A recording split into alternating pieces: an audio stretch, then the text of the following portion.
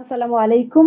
এমন এক দেশে বসবাস করি যে দেশে জানি না আমি নারী, আমি কতটা নিরাপদ কিংবা আমার স্বামীর বিপদে আমি পাশে দাঁড়ালে কি হবে আমার পরিণতি। চলুন আজকে একটি ঘটনা শেয়ার করি। গুম হওয়া একজন স্বামীর আর্তনাদ। শবে কদরের দিন তার স্ত্রীকেও ধরে নিয়ে যাওয়া হয় এবং স্বামীর সামনেই তাকে রোজা ভাঙিয়ে তারপরে তাকে ধর্ষণ করা হয়। এবং এই স্ত্রীকে এমন ভাবেই তাকে ভয়ভীতি দেখানো হতো যে তিনি যদি এটাতে রাজি না হন তাহলে তার স্বামীকে ক্রস ফায়ারে দেওয়া হবে। সেই স্বামীকে ক্রস ফায়ারের হাত থেকে বাঁচানোর জন্যই এই বারবার ধর্ষিত হয়েছেন। চেয়েছিলেন হয়তো সেই স্ত্রী এতটুকুই যে তার স্বামী প্রাণে বেঁচে থাকুক অন্তত মানুষটা। আর সেজন্যই সেই ইমানদার স্ত্রী এতটা নির্মম নির্যাতন সহ্য করেছে ধর্ষণের নামে। এভাবে ধর্ষিত হতে হতে যখন সেই স্ত্রী আর পেরে উঠছিলেন না তার শরীরের সাথে মনের সাথে, একটা সময় তিনি মৃত্যুর কোলে ঢলে পড়েন। ঠিক এমনটাই বর্ণনা করছিলেন আমাদের বাংলাদেশেরই একজন ভাই যাকে গুম করা হয়েছিল। সে ভাইটি যখন সব হারিয়ে নিঃস্ব, বারবার আর্তনাদ করছিলেন সেই ধর্ষকের পায়ে পড়ে যে না এমনটা করবেন না। তখন সেই ধর্ষক তাকে জানিয়েছিল বন্দী নারী কিংবা গুম হওয়া পুরুষদের স্ত্রীদের ক্ষেত্রে এই বিষয়গুলো একটি অলিখিত স্বীকৃত বিষয়, অলিখিত বৈধ বিষয়, কারণ তারা র্যাবের সদস্য, সুতরাং এটা তাদের অলিখিত অধিকার। এই ধর্ষককে জানেন, স্ক্রিনে দিয়ে দিয়েছি, এই সেই ধর্ষক এবং কোন সময়ে এই ধর্ষণগুলো চালিয়েছেন। হ্যাঁ, এই ছবিটি প্রমাণ করে যে তিনি কোন সময়কার সেই ধর্ষক, এত এত পুরস্কার প্রাপ্ত একজন র্যাবের সদস্য। আমি মনে করি ধর্ষকের আলাদা নাম কিংবা পদবি এটা আর জানার আমাদের প্রয়োজন নেই। তিনি একজন ধর্ষক, এটাই আমাদের জাতির জন্য যথেষ্ট। হ্যাঁ, এই তথ্যটি পাওয়া আমার সোশ্যাল মিডিয়া থেকে, আমি সেটিও স্ক্রিনশটে দিয়ে দিয়েছি।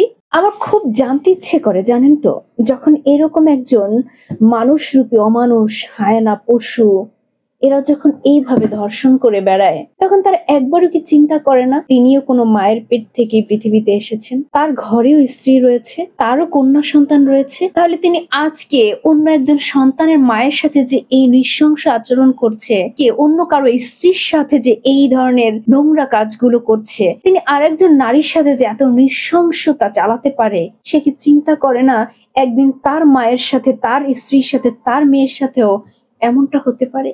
এই ঘটনাটি তুলে ধরার কারণ কি জানেন? যারা এখনো অনেকে বলেন না যে আগেই তো ভালো ছিলাম, খুব ভালো ছিলাম, অনেক ভালো ছিলাম, তাদের জন্য মাঝে মাঝে এগুলো তুলে ধরি। এখনো যারা বলেন যে আগেই ভালো ছিলাম, তাদের পরিচয়টা একটু দিয়ে দেই। হ্যাঁ, এদেশের ডাকাতি করা যত রকমের ক্ষমতা আছে সব আমার সরকারে আছে, আমার নেত্রীর আছে। আমরা দেশকে স্বাধীন করেছি, আমরা যদি লুটে খাই তাও আমরা খাবো, আমরা যদি দেশের উন্নয়ন করি আমরা করব, আর কারো অধিকার নেই। জয় বাংলা, জয় বঙ্গবন্ধু। হ্যাঁ, আপনারা তো অবশ্যই ভালো ছিলেন, কারণ আপনারা সরকারের পাঁচাটা গোলাম ছিলেন। আপনারা সরকারের সাথে নানান রকম নির্মমতা, নৃশংসতার সাথে জড়িয়ে ছিলেন। আপনারা তাদের দোসর ছিলেন। আপনারা এইভাবে রাষ্ট্রীয় সম্পদকে লুটপাট করে নিজেরা আঙুল ফুলে কলাগাছ হয়েছিলেন। আর বিদেশে গিয়ে বেগম পাড়া, এই পাড়া, ওই পাড়া আপনারা তৈরি করতে পেরেছিলেন। আপনারা নিরীহ নিরপরাধ মানুষের উপরে এভাবে বুলডোজার চালাতে পেরেছিলেন। আপনারা বিগত সরকারের সমস্ত পাপ কাজের সঙ্গী সাথী ছিলেন। শুধুমাত্র তারাই হয়তো বলবেন যে হ্যাঁ আমরা আগেই ভালো ছিলাম, কিন্তু আমি বিশ্বাস করি যাদের মিনিমাম বিবেক বোধটুকু রয়েছে তারা কখনোই এই কথা বলবে না যে আমরা আগেই ভালো ছিলাম। আজকে গিয়ে জিজ্ঞেস করুন ওই গুম হওয়া স্বামীর কাছে যে স্বামীর সামনে তার নিজ স্ত্রীকে ধর্ষণ করে করে তার জীবনটি কেড়ে নিয়েছিল। আজকে জিজ্ঞেস করুন ওই স্ত্রীর কাছে যেই স্ত্রীকে স্বামীকে ক্রস ফায়ার ভয় দেখিয়ে অমানুষগুলো এই ধর্ষণের মতো নিকৃষ্ট কাজ তারা চালিয়েছিল। তাদের কাছে জিজ্ঞেস করলে জানতে পারবেন আসলে কতটা ভালো ছিলাম আমরা। এই যে কিছুদিন আগে এক বিডিআর জওয়ান, তিনি ছাড়া পেলেন না, তার স্ত্রীর সাথে সংসার জীবন ছিল মাত্র 14 দিনের। সেই স্ত্রীকে গিয়ে জিজ্ঞেস করুন যে তিনি কতটা ভালো ছিলেন। ভালো থাকার সংজ্ঞাটা যদি সত্যিকার অর্থে জানতে চান তাহলে এদের কাছে পৌঁছাতে হবে। এদের হাহাকার, এদের পিপাসা, এদের আর্তনাদ, এদের আত্মচিৎকার, এগুলো আপনাদের জানতে হবে। যদি ভালো থাকা দেখতে চান এদের রক্তক্ষরণ আপনাদেরকে দেখতে হবে।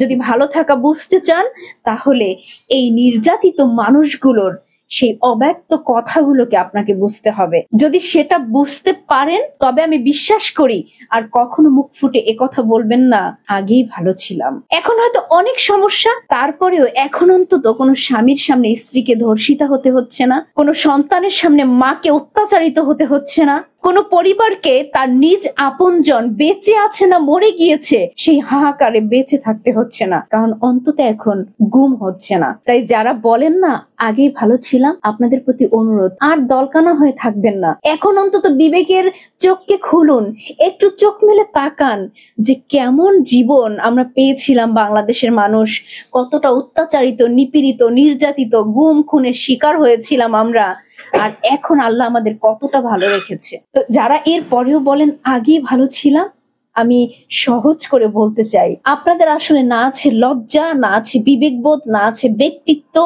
না আছে মনুষ্যত্ববোধ। একটা মানুষ হওয়ার জন্য যে গুণাবলী প্রয়োজন সবকিছু আপনারা মাটি চাপা দিয়ে দিয়েছেন, আর যে কারণে আপনারা বলতে পারেন আগেই ভালো ছিলাম।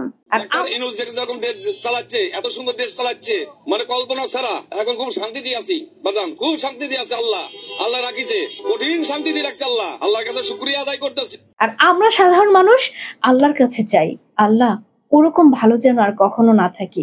অন্তত বাকি জীবনটুকু আমাদের দেশের মানুষগুলো একটু শান্তিতে যেন থাকতে পারে, এভাবে গুম খুনের শিকার যেন না হয়, এভাবে আর কোনো মা বোন ধর্ষণের শিকার না হয়, এভাবে আর কোনো নির্যাতনের শিকার যেন না হয়। এমন একজন নেতা, এমন একজন শাসক আল্লাহ তুমি বাংলাদেশের মানুষের জন্য কবুল করো।